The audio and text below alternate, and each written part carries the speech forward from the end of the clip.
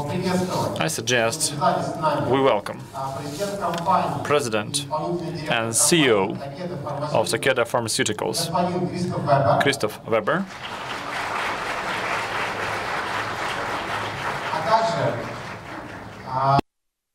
and we also have President Emerging Markets, Ricardo Marek.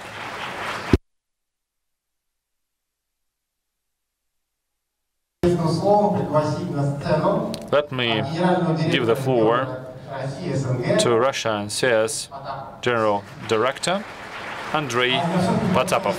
Thank you. I'll stay here if you don't mind. A very good afternoon to you. Sorry, we are a little bit late, and I had to be rude and to interrupt the CEO of the company, because otherwise we would have talked for 90 minutes longer. So, using this opportunity, Ricardo and Christoph are here, so please ask the questions. Any questions, interesting, not so interesting. So try to be as inquisitive as you can, to learn as much as you can from the top management of the company.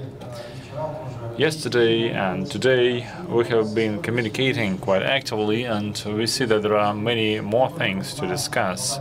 Many things are happening in Takeda Russia and Takeda globally, so we'll continue asking the questions.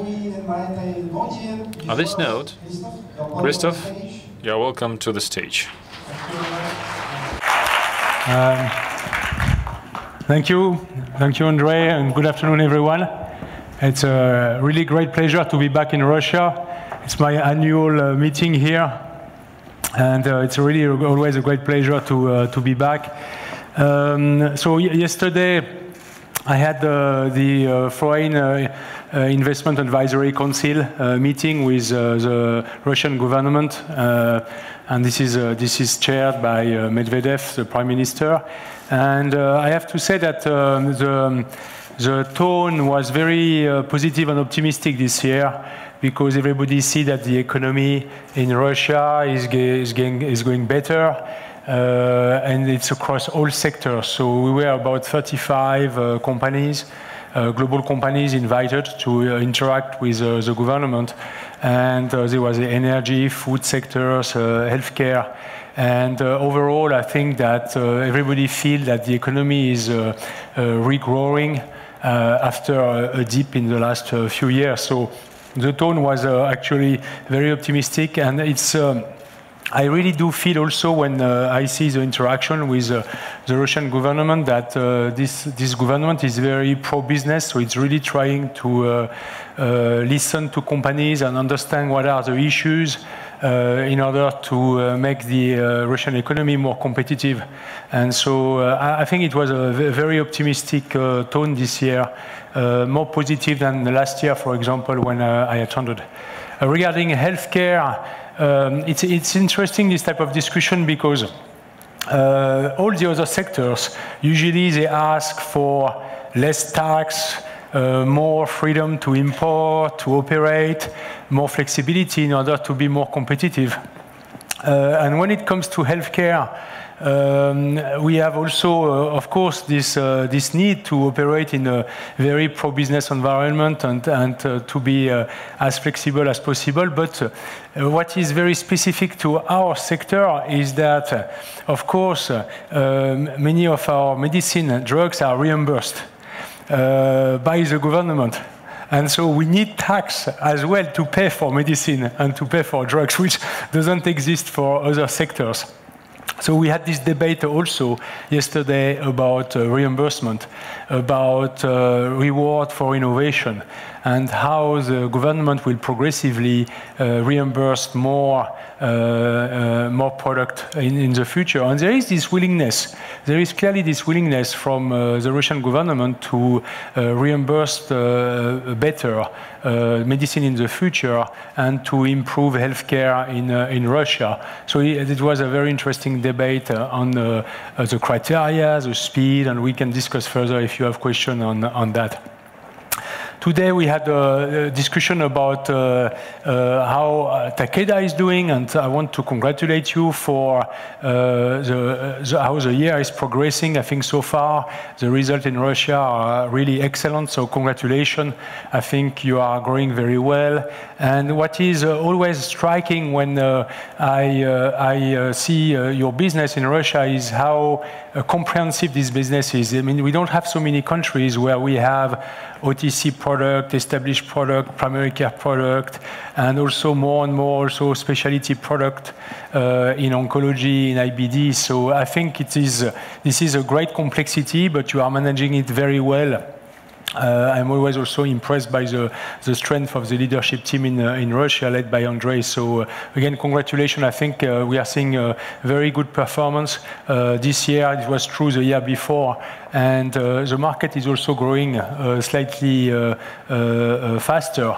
And Takeda is overperforming in this market. So I'm really pleased to see that.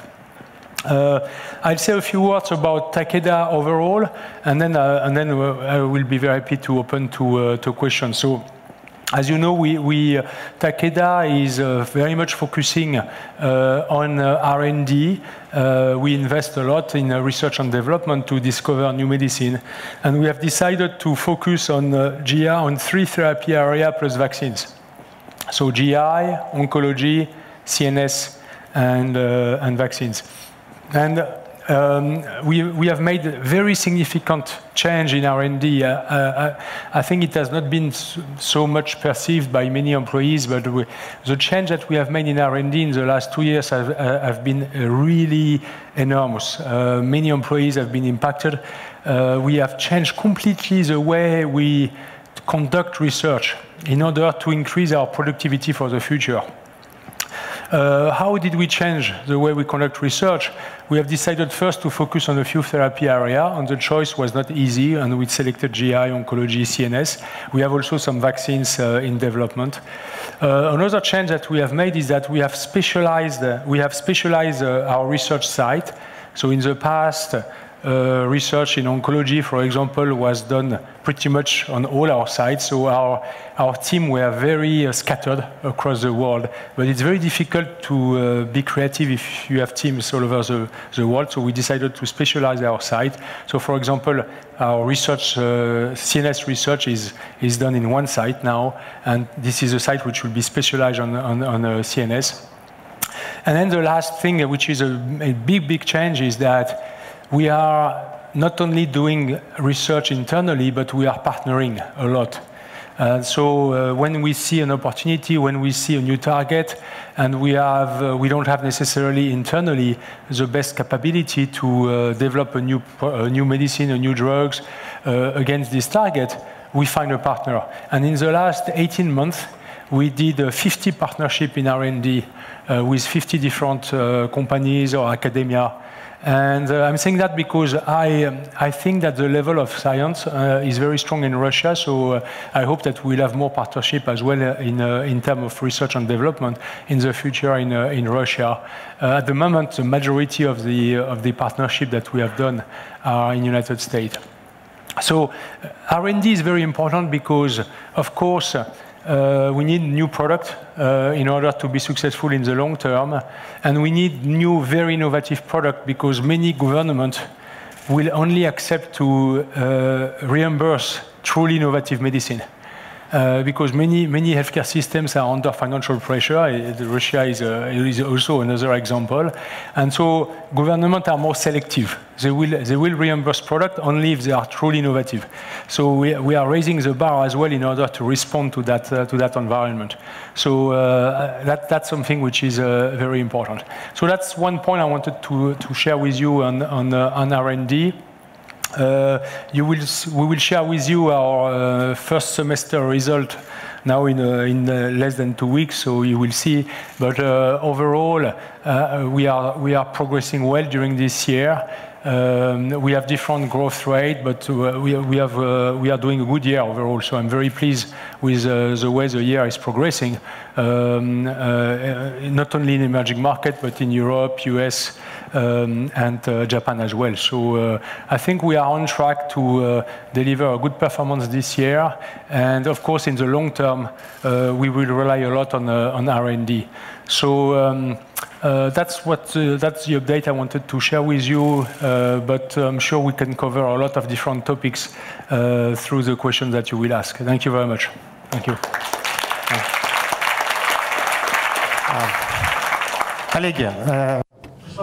Colleagues, it's time to ask questions. Please show the results, the primary results of the Slido voting process, voting for the questions. I'm not sure we can make it out from here, so we'll use some gadgets.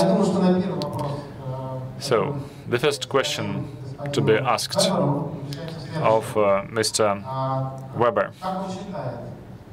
In your opinion, what are the prospects of the Takeda company in the emerging markets?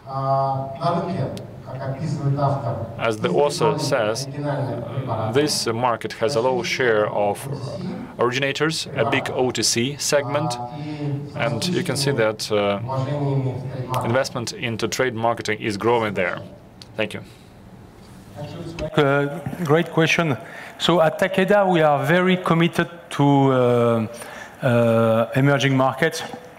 And by the way, I see, for me, Russia is I categorize Russia as a developed country like European countries and others. Of course, the economic situation is different, but when I look at the level of education, the level of societal development, in my mind, Russia is not in the same category than, for example, Southeast Asia countries, which are truly emerging. So I think so. In our emerging market region, led by Ricardo, you have a very different type of countries. I mean, you have very emerging countries. And then you have Australia, and you have, you have Russia with a different stage. So, but we are extremely committed to emerging market. Today, of course, the United States is by far our biggest country.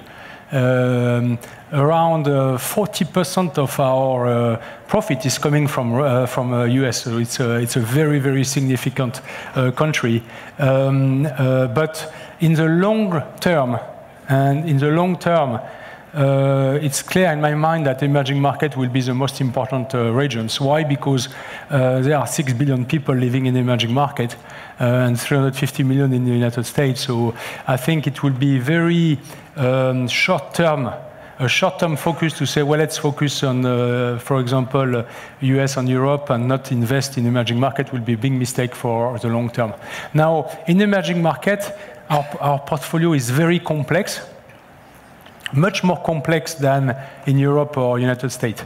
Why? Because you have OTC, you have established product, you have primary care, and now on top of that, you have the very innovative product that we want to launch in emerging market. But you should enjoy. I think it's a great opportunity to have to deal with this complexity. Because you are dealing with a very large portfolio, very different type of product. It's challenging because every segment is very different, but I think it's a great chance actually that you have.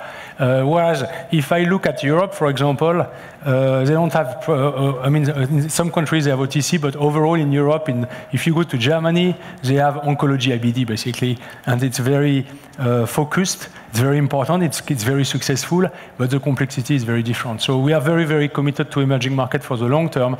And it's cyclical. So 3 years ago, many analysts were saying, well, you shouldn't stay in emerging market, the economy is declining, there is currency devaluation, so it was a little bit like panicking. And we said we stick to to our strategy. And now you have a lot of reports from the World Bank, IMF saying, well, emerging market, it's growing, it's great, you should invest. Well, yeah, we have never changed our mind. So the way I see emerging market is it's a growing line, but with ups and downs. And we see that as well in Russia. So you had a very big currency devaluation a few years ago. Well, we know it's not a reason to to move away. You weather the storm, as we say. You face the storm, and then the better time will come after. And this is exactly what we are seeing right now in Russia. Yeah. Огромное спасибо. Thank you very much indeed. Another question. Which business project today is of the highest priority for you? The business project of the highest priority. I don't have only one. It would be too simple, And I think we need to.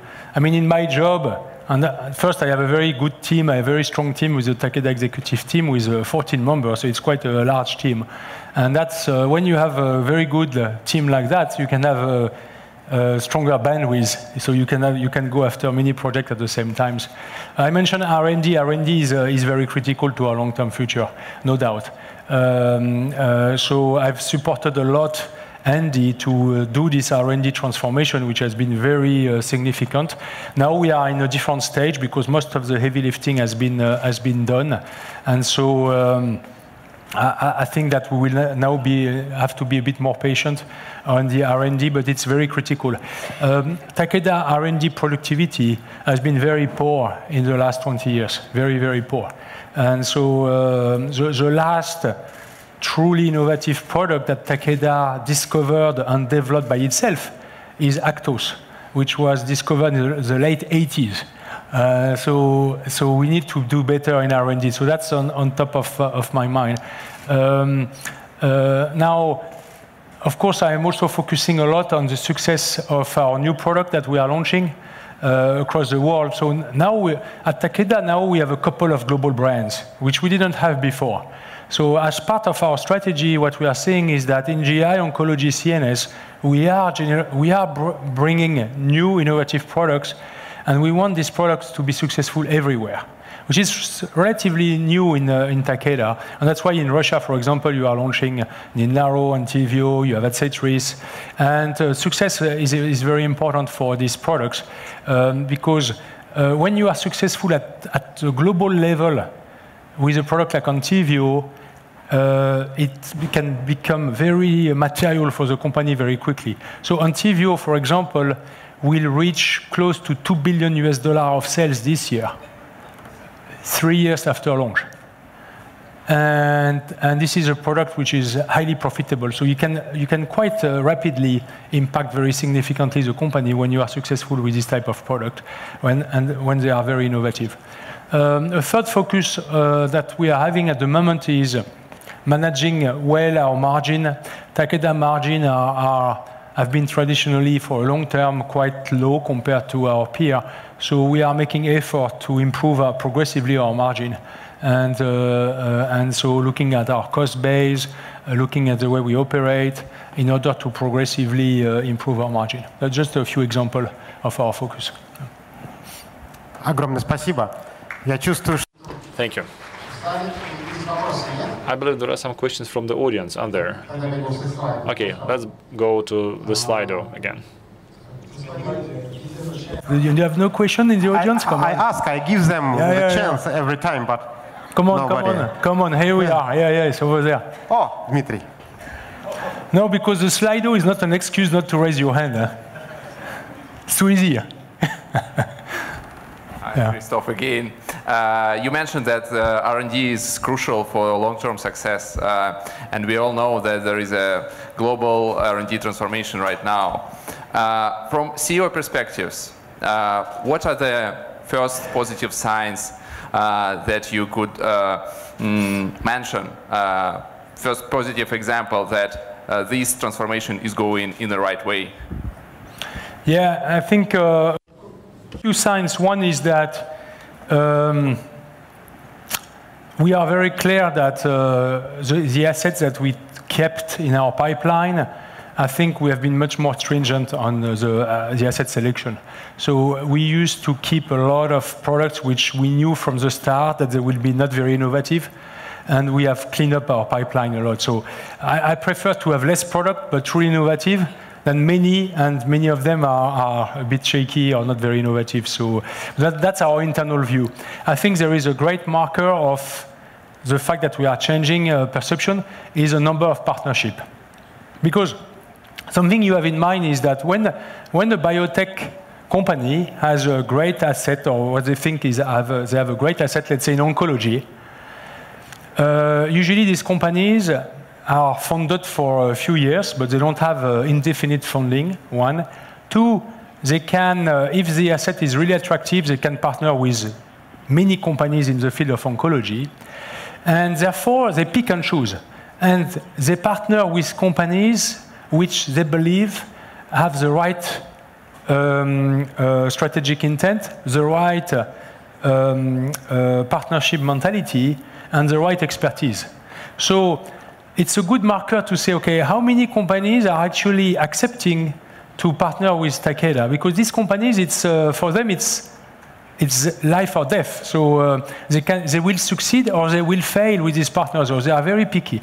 And the fact that we have been able to partner with 50 of these companies is a very strong sign, because it's very competitive, but they have deliberately chosen to partner with Takeda. For me, that's the best marker at the moment that we have. Now, of course, I am even more interested by the pipeline, actually. So how the pipeline, but that's too early to say. The only good news we had regarding the pipeline is two good news. One is that the dengue vaccines is in phase 3, and the phase 3 is progressing very well. And now that's not very helpful for Russia because you don't have dengue in Russia for the time being. With global warming, I hope perhaps it will come one day, but you have time. I think it's beyond our generation. But for example, we had one product moving to phase 3, Pevelodistat, in the oncology area. So I think that's one good progress, but we need more of that. Thank you. Yeah. Большое спасибо. Thank you very much. I can't but skip a question from Kazakhstan, from our friends. Christoph, you, president of the big Takeda company, how do you find balance between work, the intensive work schedule, and life, enjoying life? So share your secret with us, please.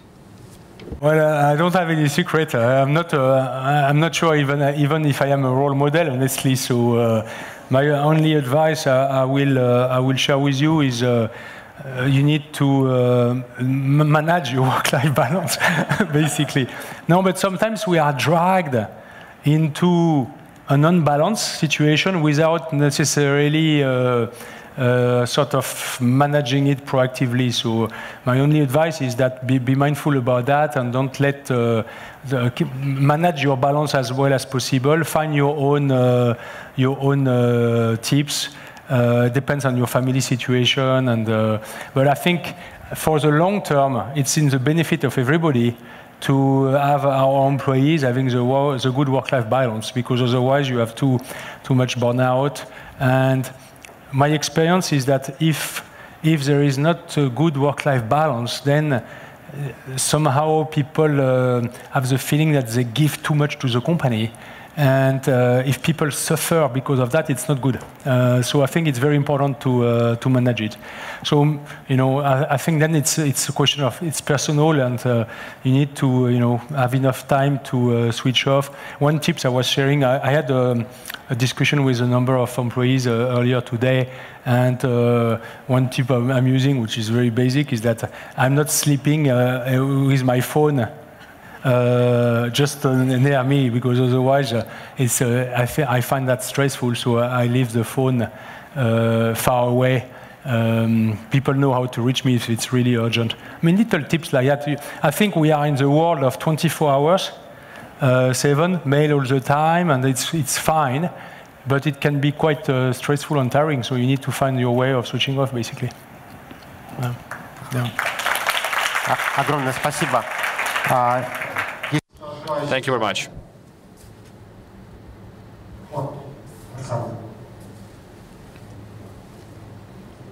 Оксана, я попрошу задать вопрос по-русски, так будет проще команде переводчиков, которые с нами работают. You can ask the question in Russian. Thank you, Christoph. Thank you very much for the interesting session. We know that globalization is progressing and the farm market is not an exclusion. Is Takeda ready for this in terms of analyzing the prices, in terms of reference pricing, because the changes of prices in one country can lead to the changes in some other countries, and not only in one cluster, but beyond it as well. Thank you very much. It's a very good question from the pricing manager. That's what Oksana is.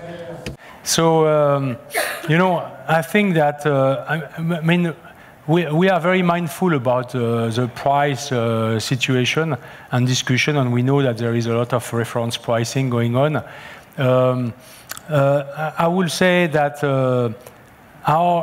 what we are trying to the mentality that we should have at Takeda is gain reimbursement as quickly as possible, of course at an acceptable price. But speed, in my mind, speed of reimbursement matters a lot. Many companies prefer to negotiate during 3 years because they don't want to give up a few, rubles or dollars per day. And many companies prefer to waste a lot of time or to wait a lot in order to potentially get a slightly better price. My philosophy is I prefer to move faster, and I'm prepared to give up a bit more in order to gain faster reimbursement. Why I'm thinking like that? Because I think that the healthcare system are in a more and more difficult situation. So the more you wait, the more difficult their financial situation will be, so they will be tougher and tougher. And therefore, speed, I think, is a big plus. And so we are having this discussion very often, which is very unusual. You will find me challenging the countries by asking them, can you go faster if you reduce a little bit your price? Which is very unusual. Usually the CEOs, they say, well, no, can you go higher without at the same speed, or even if... so I think speed matters a lot. Speed matters a lot. And I think it's something that we should really very much have in mind. The other element where I am also challenging the teams a lot is between the time you get approval and the time you get reimbursed, how do you manage this critical period? Because in theory, the product is available, can be prescribed by doctors, but it's not reimbursed yet. So how do you manage it? And you should, during this period, you should try to gain, to benefit as many patients as possible with the drugs. But how do you do it? And I think we need to be very creative during this period of time. Yeah. The other point I can share with you is that I think that there is a lot of reference systems, but we shouldn't be too sophisticated to try to sequence our reimbursement dossier. Basically, we should go as fast as possible everywhere. So I'm not in favor of sometimes what people call launch sequencing. I think it's not good for the patient, and you don't control so much what's going on anyway. So again, speed, for me, speed is very important. Yeah. Yeah. Yeah. Спасибо. Извините за оценку, мне очень... Thank you. There have been many changes within the last 10 to 15 years in the pharma market. Compliance is there, market access is there. So what can we expect as an industry for the next 10 years? Yeah, so in the next 10 years, I think what you will have is you will have a lot of data. You will be able to use a lot of data which is not existing today. So if you project in the next 10 years, let's say you take a patient with cancer, for example. In 10 years, we will know the genomic profile of this patient. We'll have a lot of data. We'll have his entire genome. We'll systematically you take a sample of the tumor and do the genetic profile of the tumor. And then it's very likely that artificial intelligence will be used to optimize the treatment and the combination of drugs to be used for this patient. So I think the level of data that will be used in countries which have the science and the education and the financing for that will be enormous. So I think the majority of the product we will generate through our R&D in the future will be what I would call precision medicine. So a very specific group of patients, either genetically or genetically defined probably, but plus other criteria. So the world of medicine that you give to a very large number of patients, and we know very well that 30% of the patients don't respond to this medicine, this is diminishing. I mean, because there is so much more data. I think in 10 years also, what we will have in many countries is wearables. We will all have wearables everywhere under our skin, and these wearables will generate a lot of health data. And this health data will be used a lot by the doctor, by health insurance, by government, by potentially pharmaceutical company to optimize treatment and to do also different ways of outcome measurement for the medicine. So I think it's a very exciting world, but there are a lot of ethical issues associated to it that we will need to solve out. One thing on the compliance, I see the compliance as a continuum, not as a one stop and go. So I've been in the industry for now 25 years. Even 10 years ago, there were many things we were doing in terms of promotion and medical. 10 years ago, there were many things we were doing that we don't do anymore today. Why? Because the society has evolved, and what was accepted 10 years ago is not anymore accepted today. Well, in 10 years, many things we do now will not be accepted in 10 years as well. We need to have that in mind all the time. Society is evolving. So we cannot remain static. We need to think, okay, how do we evolve our practice in order to stay attuned, if you like. And it's important to have that in mind because, again, many things we do today will not be possible or accepted in 10 years. And it's not good to be late. When you have a transition like that, you don't want to be the last one to move. Not necessarily the first one neither, but you need to choose your pace. I think that's important to have that in mind. It's not a process which has finished. It's an ongoing process. Огромное спасибо. Thank you very much. Есть ли желающие из зала? Other questions from the audience? Okay, Christoph, we'll read another question, which is quite complicated, the way I see it. Which IT solutions are important for the Takeda company?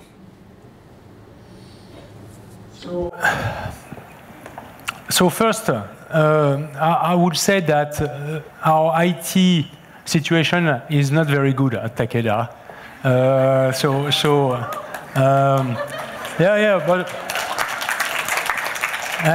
But you know, it's not that it's not that the team did a bad job, or it's just a reflection of our history as well. So Takeda was Takeda, then bought Millennium, then bought Nycomed. We have different systems. We have a lot of systems which don't talk to each other. We have a lot of old legacy systems using software which are not updated anymore. So we have a lot of cleanup to do. At the same time, the world is evolving very fast. So, you know, we still have at Takeda, for example, a typical server and infrastructures, while some companies now have moved everything to the cloud, and they don't have a single server, you know, to use that data. So it's a tough job for our IT department. At the same time, we need to clean up the past, but also leapfrog to the future, which is evolving very, very fast. And I also mentioned that the scale of data we will have to manage in the future will grow enormously. because we will have so much data to deal with in the future. So that's also adding to the complexity. But I can share with you that we are very committed at Takeda to improve the situation, to improve our IT performance, and of course IT is very important for our day-to-day jobs. So we are doing the investment. We'll probably continue to increase our investment in IT in order to progress in the future. We have to do it. We are aware of it. I know there is some frustration sometimes on our IT systems. The other thing that I can share with you, and I need your help on that, is cybersecurity. We are, like many companies, we are at risk of cyber attack, and we rely a lot on you. Last time we did an exercise, a simulation, with a phishing mail, which was a fake mail, but 2,000 employees at Takeda responded and clicked on the mail. That means that it's it takes only one employee to shut down our entire system, but 2,000 employees. So you need to be a bit paranoid about that. We had many situations as well where hackers were using my email address, my name, and we had some situation where the people believe it and actually started to wire money, and cyber attack is a real big threat that we are having, and you need to be very conscious about that. Merck MSD, Merck US, has been shut down 2 months ago or 3 months ago. They have been shut down. Their entire manufacturing system has been shut down for 2 weeks because of a virus, and they were out of stock. They couldn't supply the market anymore. So it's very serious sometimes. Yeah. Thank you. Огромное спасибо.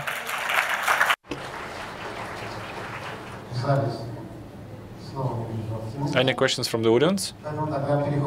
Okay, slide again. This is an interesting question. Do you do any investments? Do you think it is needed? So do you invest personally? And if you do, which project has been the most successful one? Investment, financial investment, or what? I don't know what the offer meant. Personal investments, I think, yeah. Personal investment? Personal, yeah. Well, I don't spend a lot, so I can share a secret with you. Is that I have a very easy life in a sense that I just focus on Takeda, and my wife takes care of the rest. So I am not involved at all with my finance. She takes care entirely of the rest. Now, I am lucky because she used to be in finance, it happens. But we are not very active on the financing. One thing I can also share with you is that because of my position, and I don't want to create conflict of interest, I cannot invest in healthcare at all, of course. So that's, of course, important. Yeah. Maybe Ricardo does investment, no? Sorry? Maybe Ricardo does investment, no? And he can, no. Okay. Okay. That I'm not sure I would believe him because he's much more active than me. Yeah. Yeah. But Takeda is a good investment. I can share with you. Yeah? So Takeda is a very good investment. Keep that in mind if you want to, because I will play my role as selling Takeda. One is our dividend yield is very high.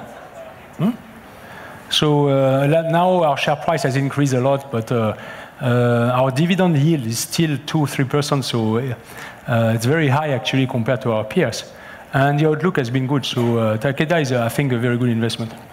Thank you. Через где-то полчаса мы получим несколько сотен новых инвесторов. In about half an hour, we'll have 100 new investors for Takeda, I believe. Any questions from the audience? I'm surprised. No questions. Okay, let's look at the Slido. vaccines. Christoph, could you share the vaccines we are now designing in the pipeline? Which diseases are targeted? And are you going to bring any vaccines to the Russian market? We have a vaccines division, and it's focusing on prophylactic vaccines. So there are now many different types of vaccines. There are therapeutic vaccines in oncology. There are some type of vaccines as well. So you have CAR-T technology, for example, T-cell technology in oncology is a way to boost your immune system targeted to your cancer. So in a way, it's an immunization. So in oncology, we will have this type of technology in the future. We did 2 partnerships in CAR-T. I think it will be very promising for the long term. That's, if there is one way to cure cancer, that could be that way. But in our vaccines division, we focus on prophylactic vaccines against infectious disease. And we have 3 leading projects: dengue, Zika, and norovirus. So dengue is the most advanced. We are in phase 3. And we will get the readout in summer next year. And potentially, it's the best dengue vaccines in the world, so it could have a huge public health impact. Zika, we are in the early stage of Zika, but we are progressing very well. Not very useful for Russia either, I believe. The norovirus vaccines, that could be useful for Russia, because norovirus is everywhere. And it's impacting babies, children, and elderly population as well. So we are in phase 2 on the norovirus vaccines. It's a very complicated vaccines because norovirus is very diverse. There are many different strains, so it's difficult to. So we are not sure we will succeed. But if we succeed, we'll be the only norovirus vaccines in the world, and that could be useful for you in Russia. Yeah. Огромное спасибо. Well, I would say. You should be, I mean, even if these vaccines are not necessarily helpful for Russia, you should be very proud to work in a company developing dengue vaccine and Zika vaccines. Because this is an enormous problem impacting billions of people. And we are able to finance and invest on these vaccines because of the good work that you are doing. And we are able to reinvest in R&D, so you should be very proud of that. Yeah.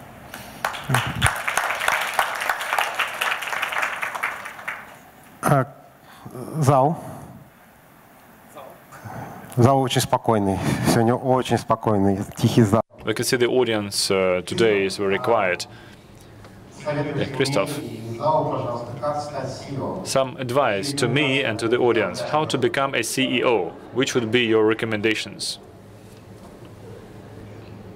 So, you know, it's very, so if you want to become CEO of Takeda or another pharmaceutical company, you need to work hard. Well, that's obvious. I think that you need to be global in your mindset, and you need to have a global experience.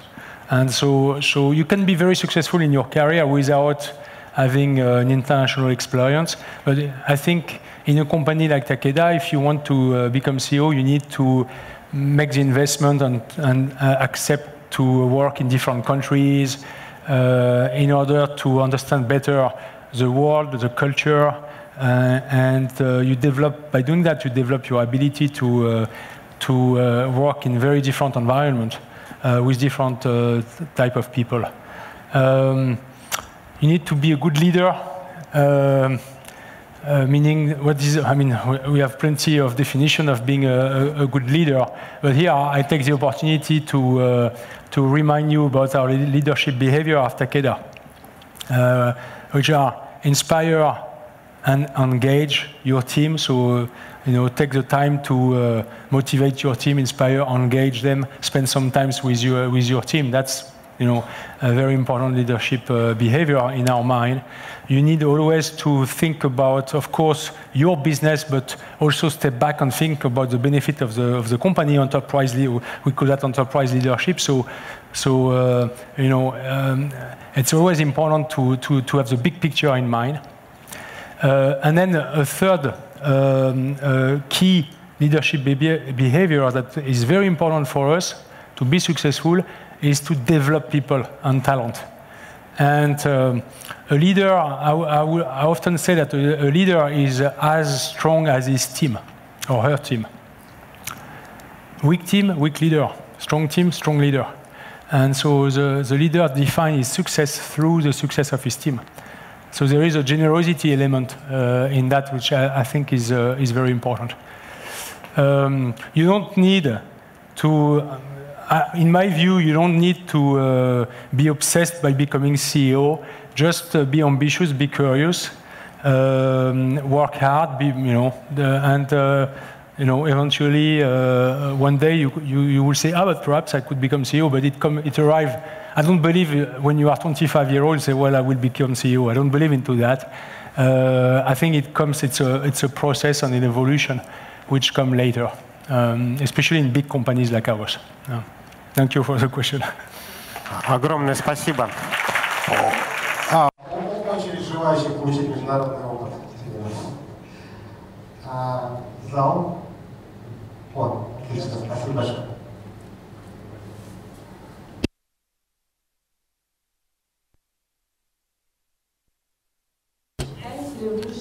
Christoph, do you think that the global pharmaceutical market in 10 to 20 years will not have sponsorships for doctors for international congresses? This is a question from the compliance person, by the way. Probably I will. Yeah. Probably I will say it in English. Do you consider that in 10, 20 years' time, the practice of sponsorship of HCP to attend international meetings will be stopped? Yes, I think it will happen sooner, much sooner. Because, with digital, with VTC, I mean, you can create, let's say you have an international congress in the United States, you can create a satellite real-time connection with Moscow, and for example, or with Russia, and you can you can attend the session without being there. And so I think sponsoring to Congress will not be allowed in the future. I mean, we'll see, but this is one area I think that will evolve big time. There are a few areas also like speaker fees, like paying doctors to talk to other doctors. It's still allowed, but it's questioned a lot at the moment by many regulators and many governments. And it has been a topic. So I think this is what I was saying earlier. There are some activities that we think are valid and important, but we need to watch and assess regularly what is the right way. And I think, and that's one of the reasons actually we renamed the compliance team Ethics and Compliance, because it's to be a bit forward-looking and say, okay, what is ethical? How is it evolving? I think, but we should be positive about that, because it's up to us and to be creative to invent the next way of interacting with doctors. How can we do different things? And if we know that one day we'll not be able to invite doctors to congresses, well, let's invent a new way to bring the science to them in a more ethical way. And so I think it's being more proactive instead of waiting for the last minute to wake up. Thank you. Огромное спасибо. В зале есть вопросы? Dinara?